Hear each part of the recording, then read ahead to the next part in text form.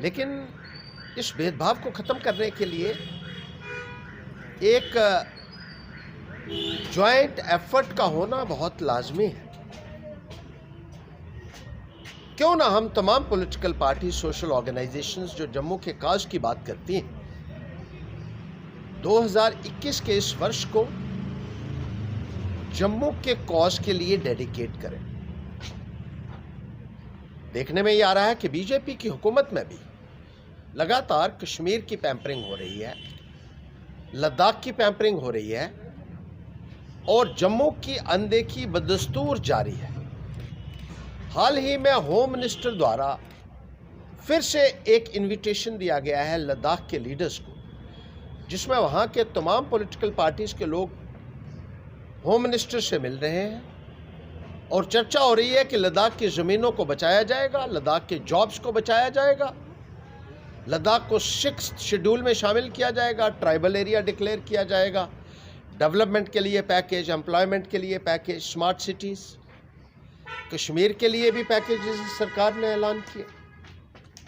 जब article 370 abolish हुआ तो ये कहा गया कि कश्मीर में केंद्र की टीमें गई, उन्होंने कहा प्रोफेशनल कॉलेजेस खोलने की बात की, एम्प्लॉयमेंट वहाँ क्रिएट करने की बात की गई और उसके बाद केंद्र ने MIS market intervention scheme Kashmir में जारी की, उसको वहाँ लागू किया। मिनिमम सपोर्ट प्राइस के ऊपर वहाँ का सेब खरीदा, वहाँ का अखरोट खरीदा, वहाँ का सैफरन खरीदा और 5,000 करोड़ का एक पैकेज जो है वो फाइनेंस मिनिस्टर ने ऐलान किया। नेफेड के थ्रू जो है उनके प्रोड्यूस को जो है वो प्रोक्योर किया गया कश्मीर में। अभी भी प्रधानमंत्री महोदय ने ये कहा है कि कश्मीर को सैफरन जो है उसको वर्ल्ड लेवल के ऊपर प्रमोट किया जाएगा। जम्मू की कोई बात नहीं हो रही, यहाँ का भी सैफरन है। यहाँ डोडा और किश्तवाड़ में यहाँ का जो पहाड़ी क्षेत्र है हमारे डूडू बसंतगढ़ जैसे या अपर रीचेस हैं कठुआ डिस्ट्रिक्ट की, वहाँ भी होता है सैफरन, उसकी बात नहीं होती। यहाँ की किसान की बात नहीं होती, यहाँ के किसान के लिए MIS लागू नहीं किया गया, यहाँ के नौजवानों की बात नहीं हो रही है, यहाँ के बेरोज़गार नौजवानों के लिए कोई जो है मुलाजमत के लिए बात नहीं हो रही है। हमारा शेयर जो है आर्टिकल 370 के बाद भी कश्मीर को जा रहा है। जो 1-2 लिस्टें निकली है उसमें सीधे सीधे ये साबित हो गया है कि जम्मू की अनदेखी जो है यहाँ के नौजवानों के साथ भी हो रही है। उनकी बात तक सुनने के लिए कोई तैयार नहीं है। कश्मीर के लीडर्स को भी आप बुलाते हैं बातचीत करने के लिए, लेकिन आज तक पिछले 7 वर्षों में जब से बीजेपी की भी हुकूमत आई है, जो चैंपियन अपने आप को कहती थी जम्मू के काज का, एक बार भी जम्मू के लोगों से बातचीत करने के लिए तक उन्होंने नहीं बुलाया। यहाँ के लोगों की सुनवाई तक नहीं हो रही है। यहाँ के टोल प्लाजा के ऊपर टोल प्लाजा लगाए जा रहे हैं।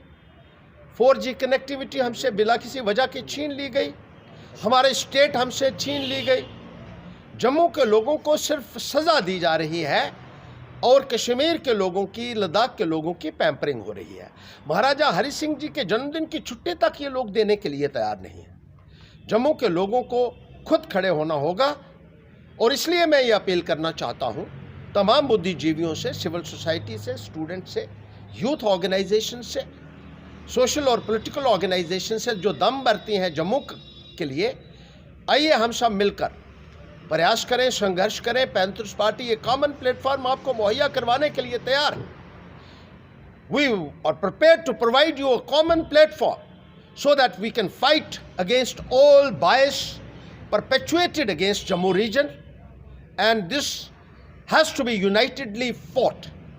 मेरी विनती होगी ये हाथ जोड़कर कि जो लोग जो है वो बयानबाजी तो बहुत करते हैं, लेकिन आइए हमारे साथ मिलजुल कर इस लड़ाई को आगे ले जा सके ताकि जम्मू के लोगों को न्याय मिल सके और यहाँ के अवाम को उनका अधिकार मिल सके।